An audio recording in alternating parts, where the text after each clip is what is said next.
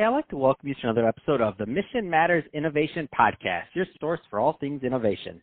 My name is Adam Torres. You can follow me on Instagram at AskAdamTorres to keep up with my book releases, book tour schedule, signings, all that other good stuff. Always love to connect with you there.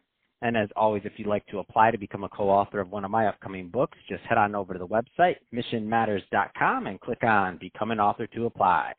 All right, so today I have Edward Brooks on the line, and he is founder over at thebeacons.org. Edward, welcome to the show. Hey, thanks, Adam. Thanks for having me. So excited to get into today's topic. So learning how to speed up the adoption of a new idea or technology. I mean, a lot of business owners, entrepreneurs, and executives listening to this right now. So that's a hot topic. If we can get faster adoption rate, I mean, nobody's going to complain there. But before we get into today's topic, let's go a little bit further into what you're doing over at the Beacons. Tell us a little bit more about your company, please.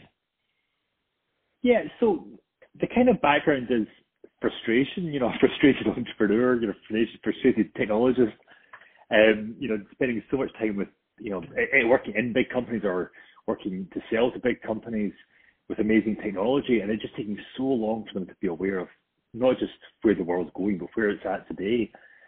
So this all came out of my frustration, with the kind of the adoption cycle. And the simple analogy, or the two simple analogies are, cloud computing or SaaS models. For example, they were around for about 15 years before they became mainstream. So that was 15 years of wasted benefit. You look at our recent adoption of video conferencing and, Zoom technology. We could have done that years ago, but we didn't. So our goal, our mission is to speed up that adoption rate and shorten the gap between what's possible and what's mainstream.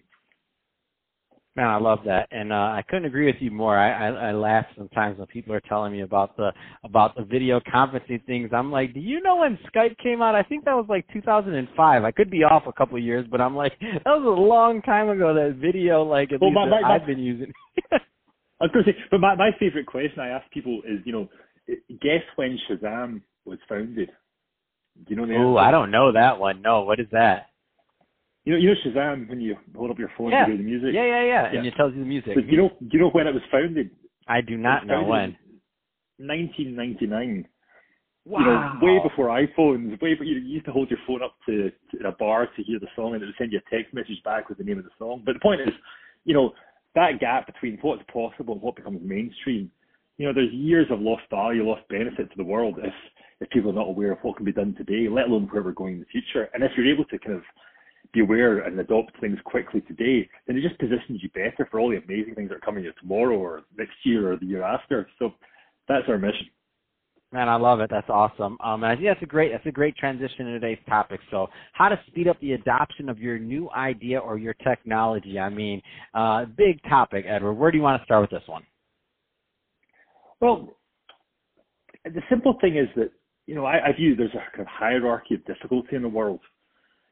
So the simplest thing in the world is to have an idea. It's free. Ideas are free. They're cheap. They're easy to come by. Once you do anything with that idea, that's kind of like you've gone into a position where most people don't even do anything with a business idea.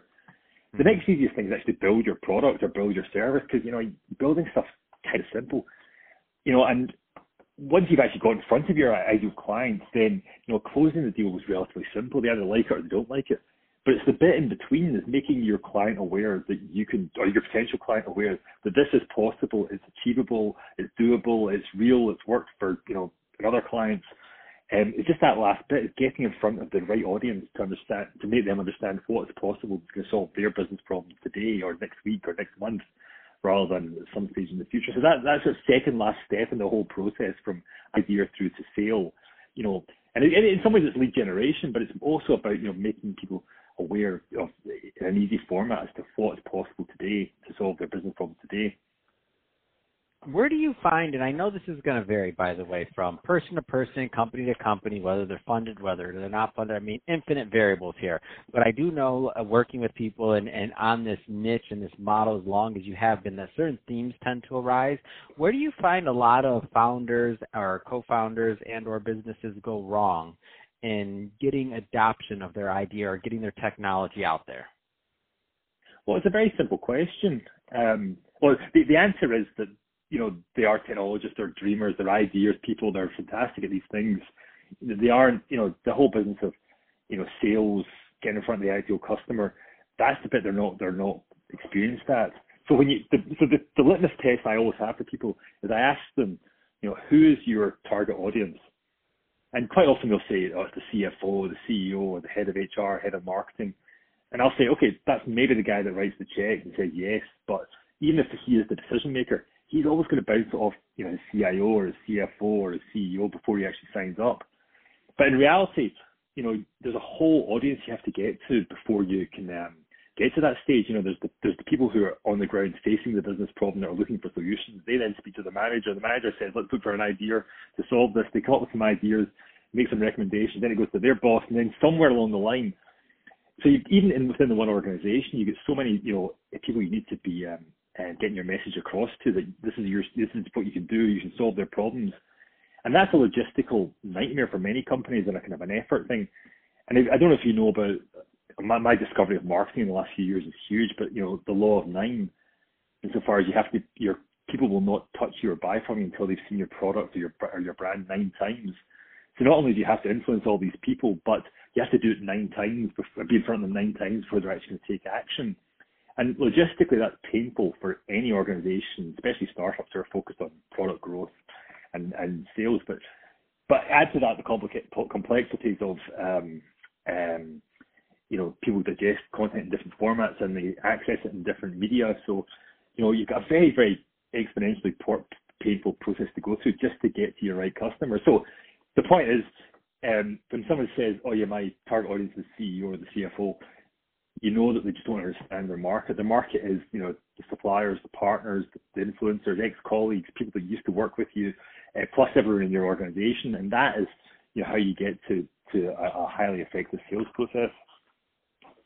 So, Edward, I'm definitely a low-hanging fruit kind of guy, and not to oversimplify this or the process, but what are some things that some of the listeners right now can start thinking about in terms of kind of speeding up the adoption rate of either their idea or technology? Well, the very first thing, so for established companies, we talk about leakage. In essence, think about leakage. And leakage is all the data points, all the connections they have with basically the outside world who can help them influence. So it could be suppliers, it could be partners. So for example, if you're running a webinar, you don't just market it to your existing mailing list and your existing social media. You get your leakage that you're missing out because you're not leveraging your partners, your suppliers. So you get your partners and suppliers to promote your content as well, what you're doing, your events, whether it's face-to-face, online.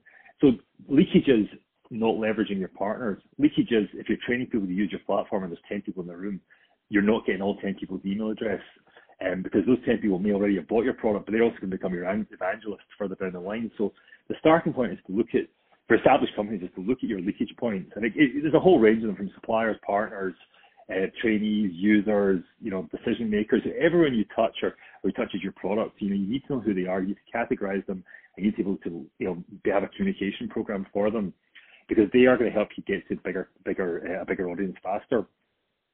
And then the second part we talk about is leverage.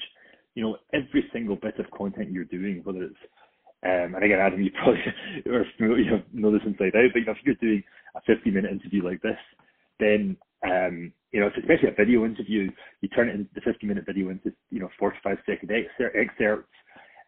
You shove them out on social media, you take the key quotes or the key messages, you go into Canva, you put them onto quote cards that then go into your Instagram, Facebook, LinkedIn, et cetera, et cetera. But you're taking one 50-minute interview or one 30-minute webinar, whatever that one bit of content, and you're leveraging it like crazy so that you're not losing any part of your audience, because you don't know if they're on LinkedIn, you don't know if they're on Facebook.